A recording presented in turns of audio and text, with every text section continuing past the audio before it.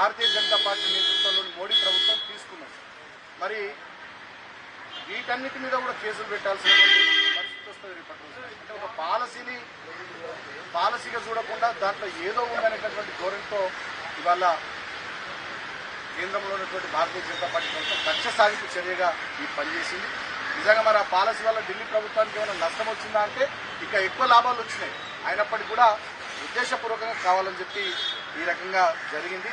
So అన్నిటికన్నా ముఖ్యంగా ఇది ఒక కక్ష సాధింపు చర్య అని మేము ఎందుకు అంటున్నామంటే దీని వెనుక కథ, స్క్రీన్ ప్లే, దర్శకత్వం అంతా కూడా భారతీయ జనతా పార్టీకి సంబంధించినటువంటి ఎంపీలు ముందే 2022 ఆగస్టు 21 నాడు బీజేపీ ఎంపీ పర్వేష్ వర్మ ఆయన ముందే ఈ కేసు గురించి మాట్లాడి త్వరలో వీళ్ళు అరెస్ట్ అవుతారు, వాళ్ళు అరెస్ట్ అవుతారు అని చెప్పి ఆయన మాట్లాడిన తీరును చూసుకుంటేనే ఈ వంటకాన్ని అంతా భారతీయ జనతా పార్టీ వండి తర్వాత ఈడీని, సిబిఐని ఈ కేసులో ఆమ్ ఆద్మీ పార్టీ మీదకి, బీఆర్ఎస్ పార్టీ మీదకి వదిలినట్టుగా స్పష్టంగా కనబడతా ఉంది.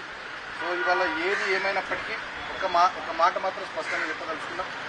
బీఆర్ఎస్ పార్టీ గతంలో ఉద్యమం చేసినటువంటి పార్టీ 14 ఏళ్ళు తెలంగాణకు తెచ్చిన పార్టీ, తెలంగాణలో బ్రహ్మాండంగా సంక్షేమాన్ని అభివృద్ధిని చేసినటువంటి పార్టీ.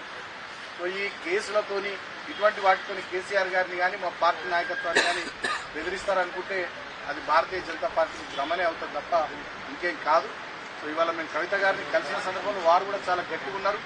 డెఫినెట్గా ఇటువంటి కేసులకు అదిరేది లేదు, బెదిరేది లేదు, భయపడేది లేదు.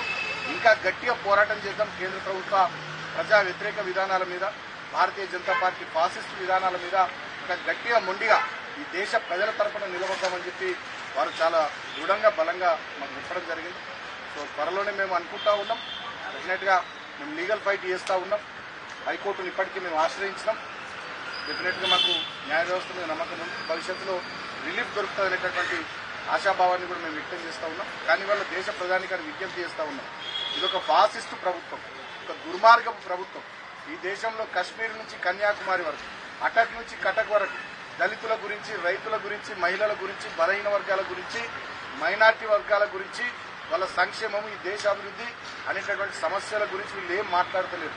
ఇంతసేపటికి ప్రతిపక్ష నాయకులు, ప్రతిపక్షాలకు సంబంధించినటువంటి పార్టీల నాయకుల మీద ఈడీ దాడులు, సిబిఐ దాడులు, ఐటీ దాడులతోని వాళ్ళని భయపెట్టి లొంగ తీసుకొని ఈ దేశంలో నయా నియంత్రణతో పరిపాలన కొనసాగించే విధంగా ఈ నరేంద్ర మోడీ ప్రభుత్వం ఫాసిస్ట్ విధానాన్ని అవలంబిస్తూ ఉంది. అది దేశ ప్రజానీకం డెఫినెట్గా గమనిస్తున్నారు. కాబట్టి రాబోయే పార్లమెంట్ ఎన్నికల్లో ఇప్పటికే ఈ 4 దశల్లో జరిగినటువంటి ఎన్నికల్లో భారతీయ జనతా పార్టీ ఘోరంగా దెబ్బతిన్నది. ఈ రాబోయే 3 దశల్లో కూడా ఇంకా ఘోరంగా దెబ్బతింటది. వాళ్ళు ఎట్టి పరిస్థితులలో 200-220 సీట్లు దాటే పరిస్థితి లేదని చెప్పి దేశమంతా ఆసేతు విమర్శలను చెప్తా ఉన్నది. ఇవాళ బీఎస్సీ, సెన్సెక్స్ పడిపోతా ఉన్నది. స్టాక్ ఎక్స్చేంజ్లలో మొత్తం మదుపర్ల సంపద అంతా ఆవిరైపోతా ఉన్నది. మళ్ళీ ఎన్నికల్లో వీళ్ళు గెలుస్తారు, ఒక సుస్థిరమైనటువంటి ప్రభుత్వం ఇక్కడ వస్తుందనేటటువంటి ఆలోచనలు కూడా దేశంలో కానీ ప్రపంచంలో కానీ ఎవరు చేస్తలేరు. ఖచ్చితంగా రాబోయేదంతా సంకీర్ణ యుగం అని చెప్పి దేశ ప్రధానికం కూడా భావిస్తూ ఉన్నారు. నరేంద్ర మోడీకి కానీ ప్రభుత్వానికి కానీ నూకలు చెల్లినట్టే అని చెప్పి అందరు మాట్లాడుతూ ఉన్నారు, చెప్తా ఉన్నారు. కాబట్టి ఏ పార్టీల గొంతులైతే నొక్కి, ఏ నాయకులను జైళ్లలో పెట్టి, అక్రమంగా కేసులు పెట్టి తద్వారా ప్రజా తీర్పును ఏదో వాళ్ళకు అనుకూలంగా మలుచుకున్నామని చెప్పి వాళ్ళు భావించారు. ఇవాళ అదే వాళ్లకు నష్టం చేయబోతా ఉంది, అదే వాళ్ళకు బూమరంగ్ కాబోతా ఉంది. భారతీయ జనతా పార్టీ అరాచక విధానాలు, వాళ్ళ పద్ధతుల మీద ఇవాళ దేశ ప్రజానికం డెఫినెట్గా తిరగబడ్డది. బ్రహ్మాండమైనటువంటి చారిత్రాత్మకమైనటువంటి తీర్పు పార్లమెంట్ ఎన్నికలు దేశ ప్రజానికం చెంపపెట్టు లాంటి తీర్పు ఇస్తారని చెప్పి ఈ సందర్భంగా నేను మీడియా ద్వారా భారతీయ జనతా పార్టీ నాయకులకు తెలియజేస్తూ దేశ ప్రజానికాన్ని విజ్ఞప్తి చేస్తూ ఉన్నా. ఖచ్చితంగా ఇటువంటి చర్యల్ని చేస్తున్నటువంటి భారతీయ జనతా పార్టీని ఖచ్చితంగా పక్కకు పెట్టాల్సినటువంటి అవసరం ఉంది. అంబేద్కర్ గారు ఇచ్చినటువంటి, బాబాసాహెబ్ ఇచ్చినటువంటి రాజ్యాంగం ప్రకారం నడవాల్సినటువంటి ఈ దేశంలో పార్లమెంటరీ డెమోక్రసీలో ఇవాళ ఒక ఆటోక్రటిక్ అప్రోచ్తోని, పేరుకే డెమోక్రసీ ఉంది కానీ ఒక ఆటోక్రటిక్ అప్రోచ్తో నడుస్తున్నటువంటి ఈ నయా ఫాసిస్ట్ విధానాలను మనమంతా ఎదిరించాలని చెప్పి సందర్భంగా తెలియజేస్తూ బీఆర్ఎస్ పార్టీ రాబోయే రోజుల్లో డెఫినెట్లీ కంటిన్యూ అవర్ ఫైట్. ప్రజల పక్షాన నిలబడతాం, ప్రజల కోసం నిలబడతాం. దానికోసం ఎన్ని కేసులనైనా, ఎంతటి నిర్బంధాన్నైనా భరిస్తూ ఖచ్చితంగా ప్రజల కోసం చివరి దాకా పోరాటం చేస్తామని చెప్పి సందర్భంగా నేను తెలియజేస్తూ మళ్ళొకసారి నేను చెప్తా ఉన్నా, మా కవిత గారు చాలా గట్టిగా ఉన్నారు.